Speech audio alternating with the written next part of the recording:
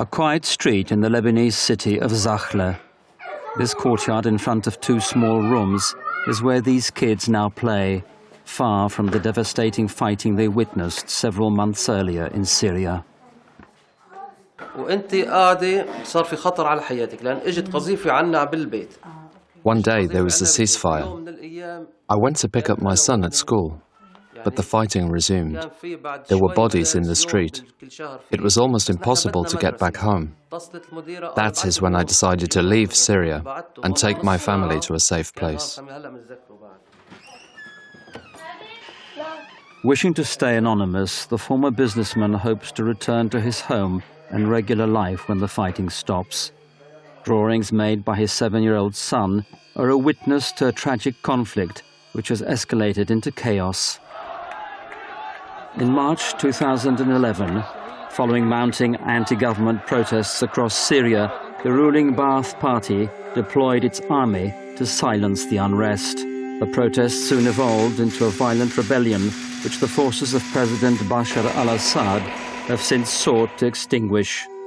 The bloody conflict has claimed more than 70,000 lives and caused millions to flee their homes.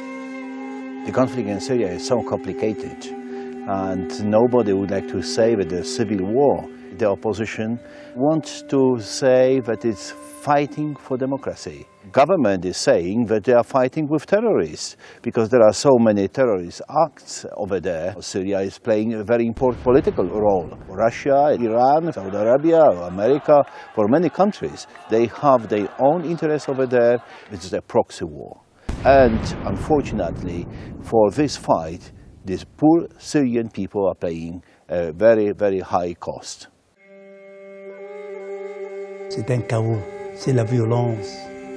It is chaos, it is violence, it is blood, it is death.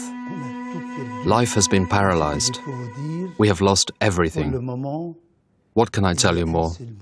Only one thing, in the name of the majority. Enough. Enough. Enough.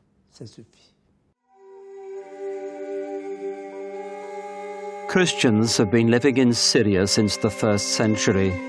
Today, 1/4 of Syria's Christian population, or up to 400,000, have been displaced or have left the country since the start of the conflict. Entire neighborhoods and towns are left vacant as the fighting and terror increase.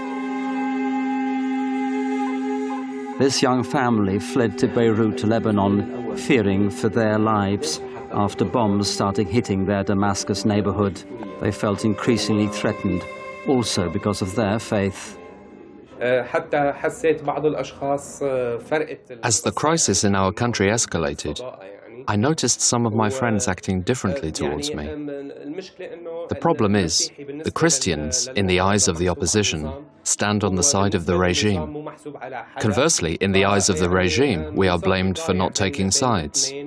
The truth is, we don't want to take sides. The Christians simply want peace for Syria.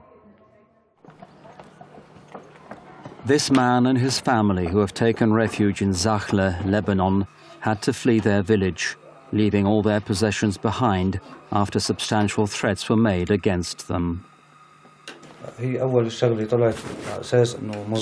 As a minority, we lived in harmony with our community. When the rebels arrived and the fighting started, one day they came to our house and asked us to leave, threatening us that if we didn't, they would kill us.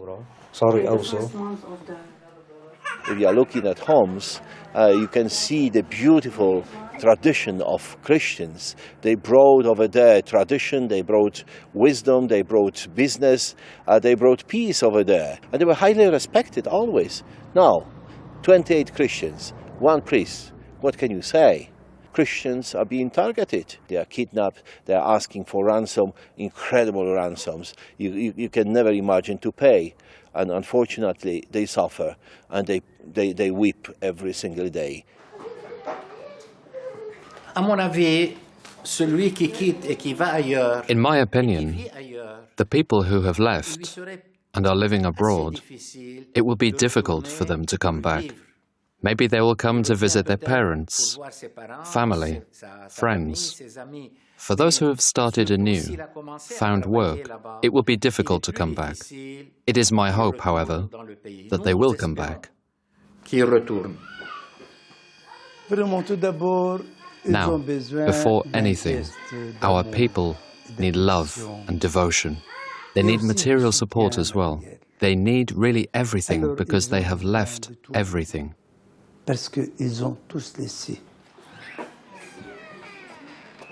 These people, they are asking very hard questions as Christians. Why we are suffering? We are good people. We are not violent people. God is punishing us for what? These questions will be always asked by them, and we have to help to find answer for that. And we have to think about the future. The war, and I believe it will not last forever. We have to give them hope